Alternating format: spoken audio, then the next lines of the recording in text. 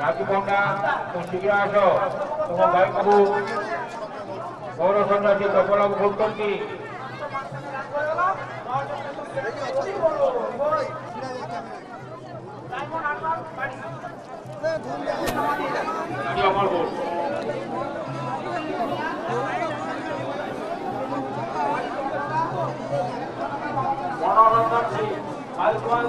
শিব দুর্গার মালা চন্দন হয়েছি।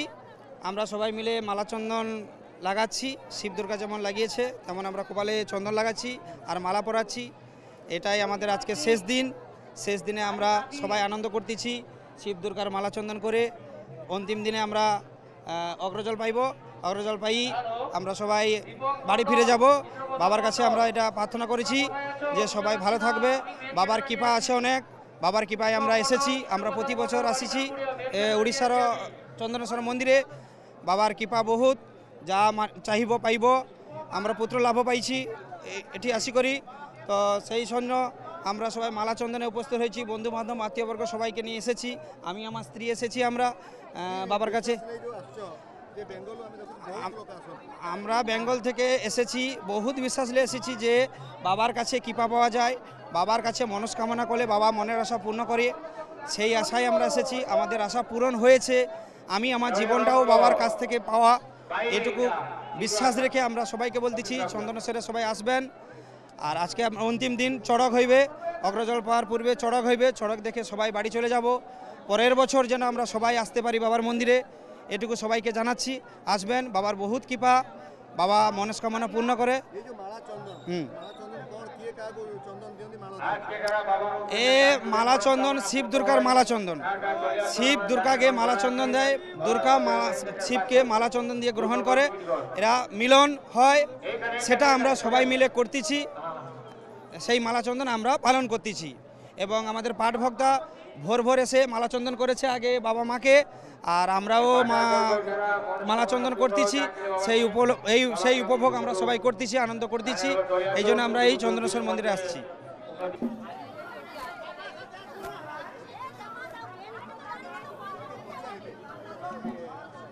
আজি হচ্ছে আমার পাট পর্ব বলে শেষ পর্ব।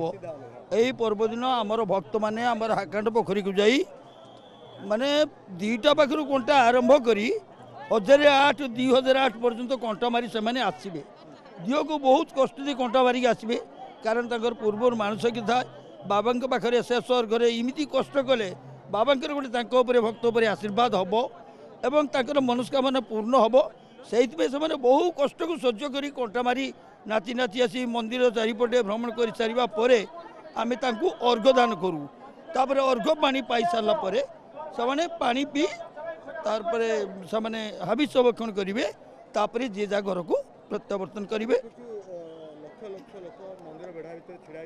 আজ্ঞা সেই অর্ঘ্য পানি টিকে পাইবা পাই আগে সেমানে সমস্তে ছিড়া হচ্ছেন। এইটা হচ্ছে তাঁক প্রতি বাবাঙ্কর আশীর্বাদ, এই তাঁকর আদেশ। এই আদেশ হল মানে সেমানে টিকে পানি পিই পারিবে। তা আগুন সেমানে পানি পর্যন্ত টিকে পিই পারিবেনি, সেপ মধ্য টিকে ঘিটি পারিবেনি। বহু কষ্ট সহ্য করে আজ্ঞা তাঁকর মনস্কামনা পূর্ণ পাই সেমানে লক্ষ লক্ষ সংখ্যারে ওড়িশা বেঙ্গল বিহারରୁ আসি বাবাঙ্ক পাখରେ ସେମାନେ ପଇତା ପକେଇ ତାଙ୍କର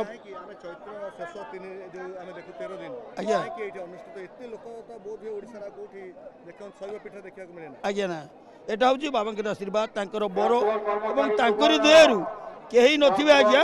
এই 13 দিନରେ লক্ষ লক্ষ লোক কোউଠି থিবে আসি তাঁক আজ্ঞা মু হচ্ছে আজ্ঞা এ মন্দির দেউଳିଆ ভক্তা। আমার বংশ পরম্পরা অনুসারে আমাকে 13 অর্ঘ্য পইতা দেওয়া পড়ব। প্রথমে পাঠভক্ত দেবে একা সাংরে, দ্বিতীয় মু দেবি, তারপরে যে পইতা পকাই পারিব। আজ্ঞা আজ্ঞা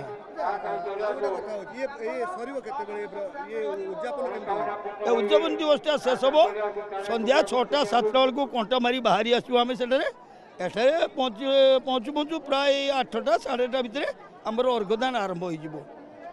প্রায় এবর্ষ যা লোক সংখ্যা হয়েছেন আজ্ঞা বেড়ে বেড়ে অর্ঘ্য দেওয়া বাধ্য হচ্ছু। কারণ 3 ঘণ্টার 4 ঘণ্টা আমাকে লাগি যাচ্ছে কেবল অর্ঘ্য পানি ছেঁচা। এত লোক সংখ্যা বড়িছেন আজ্ঞা, সেইপাই টিকে বেড়ে বেড়ে এবর্ষ আরম্ভ করছি।